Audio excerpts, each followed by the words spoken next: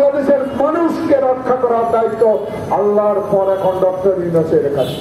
দোয়া চাওয়া বুঝি না, একটাই বুঝি, হাসিনাকে বাংলাদেশে এনে বিচার করতে। 16 বছরে একটা দিনের জন্য আমি বাড়িতে ঘুমাতে পারি না।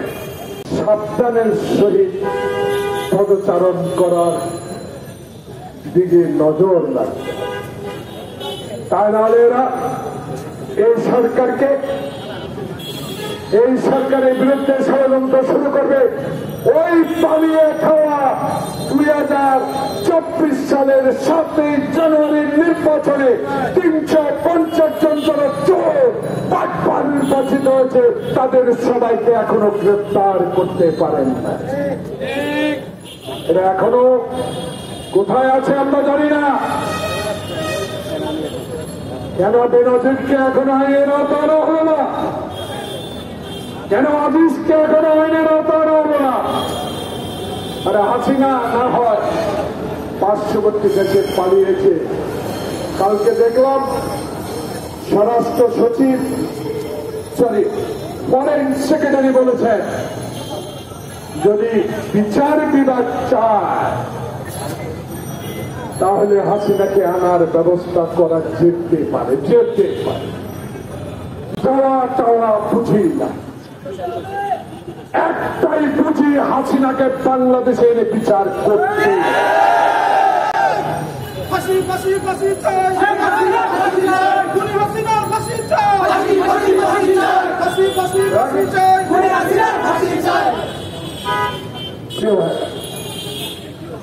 সময় দীর্ঘায়িত করবো না, আপনাদের সাথে সম্পর্ক আসছেন না।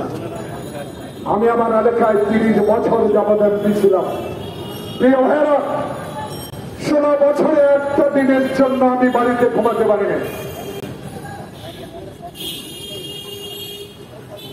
সেই কথা বলার সুযোগ এখন নাই।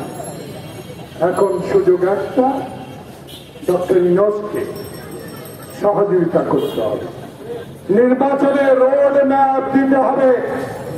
বাংলাদেশে সংস্কার করেন, আমাদের আপত্তি নাই, কিন্তু বাংলাদেশে আওয়ামী লীগ আবার বাংলাদেশে রাজনীতি করে বাংলাদেশের সংবিধান, বাংলাদেশের বিচার বিভাগকে ধ্বংস করে যাতে না দিতে পারে সেই দিকে নজর রাখতে হবে।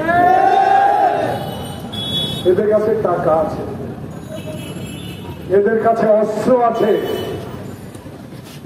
এরা দুর্নীতিবাজ। আগামী 2-1 দিন পর নাকি জানতে পারলাম সেনাবাহিনী যৌথ মাঠে নামবেন। সেনাবাহিনী জাতির গর্ব। এখন আপনাদের এই চ্যানেলের মাধ্যমে জানতে পেরেছি, প্রতিদিন ইউটিউব আমার ভাই বোনেরা যারা আপনাদের এই ইউটিউব দেখার আমার প্রত্যেক সময় হয়, আমি দেখতে পাচ্ছি বাংলাদেশে যারা এই বিডিআর মিলিটারি নামে আমার 58 জন সেনা কর্মকর্তাকে পরিকল্পিত ভাবে হত্যা করেছে, সেই রহস্যময় ঘটনাগুলো এখন আপনাদের মাধ্যমে জানতে পেরেছি, আপনাদের ইউটিউব এবং চ্যানেলগুলোর মাধ্যমে। সেই সেনাবাহিনী এখন বাংলাদেশে। আপনাদের সব সাহস আছে, আপনারা দেশের গর্ব।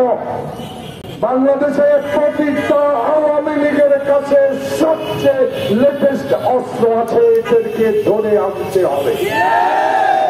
এই অস্ত্র যদি উদ্ধার না করতে পারেন, বাংলাদেশে আপনাদের পক্ষে নির্বাচন করা কঠিন হয়ে যেতে পারে। আমি জানি আপনার কাছে কোনো কিছুই কঠিন নয়। আপনার সাথে বাংলাদেশে 18 কোটি মানুষ আছে, এর মধ্যে 2 জন নানক বাদ যাবে, তাতে কিছু আসে যায় না। আপনি শক্ত হাতে পরিচালনা করেন, আমরা আছি। তবে নির্বাচন ব্যবস্থা করা দরকার, সেই ব্যবস্থা আপনিই দিবেন।